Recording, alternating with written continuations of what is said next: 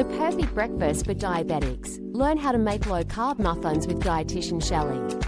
In this video, Dietitian Shelly guides us step-by-step in preparing a low-carb breakfast ideal for people with prediabetes. Using simple ingredients and one type of recipe.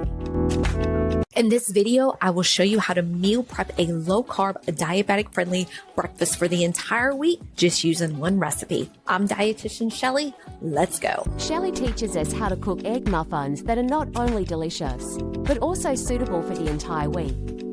Plus, she shares helpful tips on how to integrate this recipe into a prediabetes plan and its role in weight loss. Looking for one of the best breakfasts for pre-diabetics? These egg muffins for diabetics are perfect for your pre-diabetes meal prep. They taste delicious. They contain simple. Shelly's naturalness and authenticity, including her funny comment about not having matching utensils, make the video accessible and realistic. Don't miss how this breakfast can transform your diet. The link to the full video is in the description.